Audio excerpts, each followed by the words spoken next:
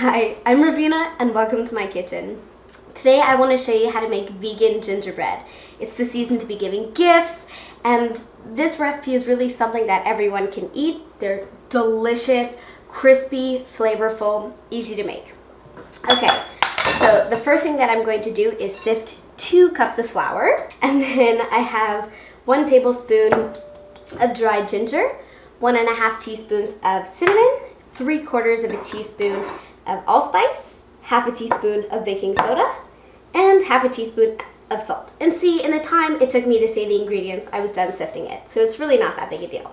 Now I'm working on my wet ingredients, and I have 2/3 of a cup of coconut oil going into this bowl.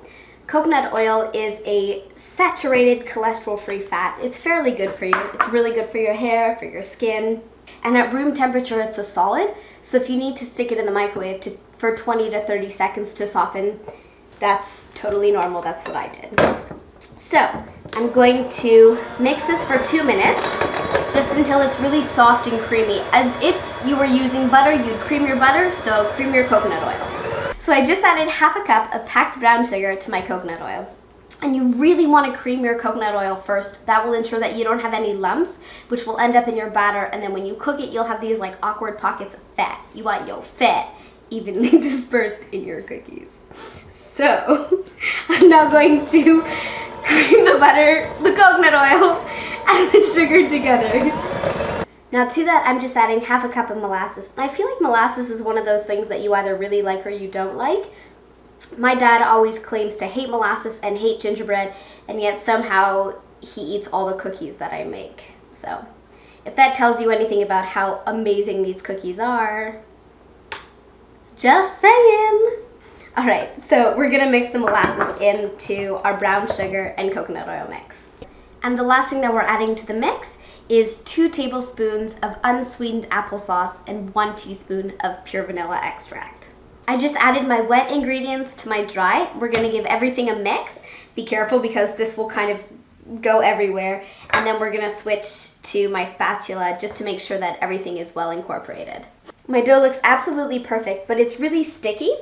So at this point, you want to wrap it in some cling film and put it in the fridge, and it needs to chill for 2 to 3 hours until it's really nice and hard, and then we're gonna roll it out and make our amazing cookies. My dough's been sitting in the fridge for a few hours. It's nice and hard, ready to be rolled out. So, time to unwrap it like a present, 'cause 'tis the season to give and receive. So, I'm gonna put a little bit of flour on my board. You don't need a whole lot, but a little bit will definitely prevent it from sticking. Grab, say, around 1/3 of the dough, and I'm gonna roll this out. Now this is a fairly delicate dough, so you just wanna roll it out patiently. And I rolled out my dough, put a little bit more flour on top so that the rolling pin wouldn't stick to the dough. Rolled it out. It's around 1 to 2 millimeters thick. It's super thin, and that will just allow you to have the most crunchy, delicious cookies. So I have a whole bunch of cutters here. I think I'm going to start with your typical gingerbread person, because here at Reveena's Kitchen we believe that both women, men, and people who don't associate with a particular gender can wear pants. So let's cut out some gingerbread people and get them on our baking tray, which I have lined with a silicone baking sheet, but you can use parchment or aluminum if you prefer. I have my oven preheated at 350 degrees, and these are going to bake for exactly 9 minutes. And then they'll be perfectly crunchy and ready for decorating. I took my cookies out of the oven. They've been cooling, and they're crispy, and I cannot wait to dive in. But I thought that maybe we should make a little bit of icing first.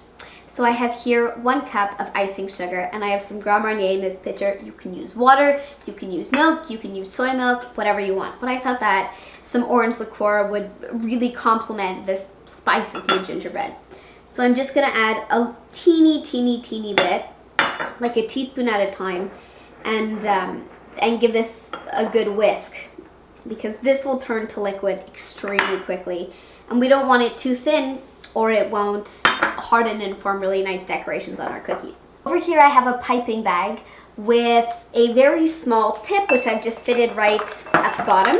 And I put that into a glass, and that just makes it easier to spoon the icing into. You can just use a Ziploc with a tiny hole cut into it, so like don't even worry about how you're gonna do this. It's not about any fancy equipment. And now I'm just gonna draw some smiley faces, some buttons, some lines on my little gingerbread people. Oh my god.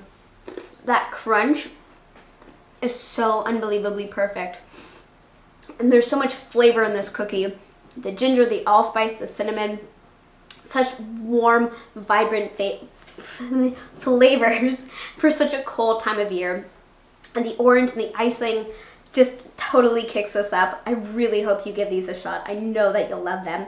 They make a great present, or an awesome dessert or snack, or even to hang on the Christmas tree if you just poke a little hole in them. Don't forget to let me know what you think in the comments down below. Subscribe for more videos. Like this video. Thanks for watching. Bye! Happy holidays.